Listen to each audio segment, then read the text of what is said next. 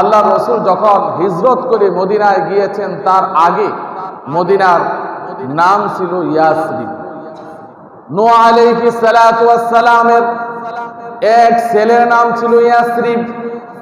তার বংশধর বেড়ে যাওয়ার কারণে তাদের জায়গার প্রয়োজন হয়েছে, এই জন্য তারা মদিনার মধ্যে ইয়াসরিব ওই নামক ওই স্থানের মধ্যে তারা গিয়ে বসবাস শুরু করে।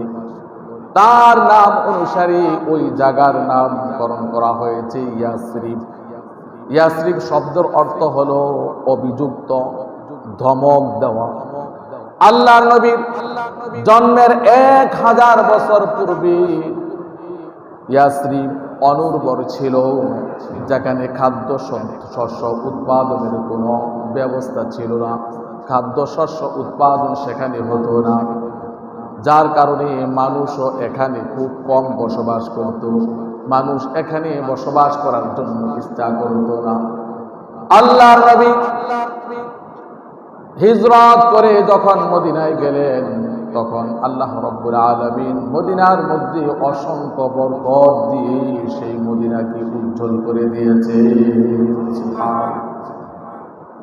জাহিলি যুগে যখন নূহ আলাইহিস সালাতু ওয়াস সালামের বংশধররা ইয়াসরিবের মধ্যে বসবাস করতে লাগলো, এক পর্যায়ে ইয়ামেনের এক ধার্মিক বাদশা ছিল যার নাম হলো তুব্বা। এই তুব্বা নামক এই বাদশা তিনি স্বপ্নে যুগে দেখেছেন অথবা পূর্ববর্তী কিতাবের মধ্যে পেয়েছেন সর্বশেষ নবী ও রাসূল এই জায়গার মধ্যে ইয়াসরিবের মধ্যে এসে বসবাস করবেন। এই জন্য তিনি তার দলবল নিয়ে ওই ইয়াসরিবের মধ্যে বসবাস শুরু করলেন। তিনি সর্বপ্রথম এই জায়গার মধ্যে খেজুর গাছের রোপণ সূচনা করেছে। তাকে দেখে আরবের অন্যান্য গোত্ররাও এখানে এসে বসবাস করা শুরু করলো। এক পর্যায়ে এটা মরুভূমি থাকে না, অনুর্বর জমি থাকে না, এই জমি ইয়াসরিব হয়ে যায়, এক নগরীতে পরিণত হয়ে যায়। আল্লাহর রাসূল হিজরত করে এসে এই ইয়াসরিবের নাম তিনি পরিবর্তন করে মদিনা নাম দিয়েছেন। হাদিসের মধ্যে এসেছে উমিরতু বিকরিয়াতিন তাকুলুল কুরা ইয়াকুলুনা ইয়াসরিব ওয়া হিয়াল মাদিনা।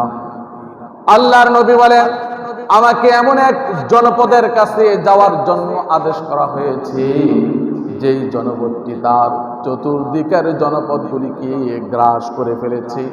ওই জনপদকে মানুষ ইয়াসরিব বলে, আসলে তার নাম হলো মদিনা। সুবহানাল্লাহ। আল্লাহর রাসূল বলেন, আমাকে এমন একটা জনপদের মধ্যে পাঠিয়েছে যেই জনপদটা চতুর্দিকের জনপদকে গ্রাস করে ফেলেছে, পরাভূত করে ফেলেছে। এই জনপদ মানুষে তারা বলে ইয়াসরিব, কিন্তু আসলে তার নাম হলো কি মদিনা। মুসনাদ আহমদ কিতাবের মধ্যে এসেছে মান সাম্মাল মাদিনাতে ইয়াসরিব ফালিয়াস্তাগফিরিল্লাহ আযজা ওয়া জাল্লা।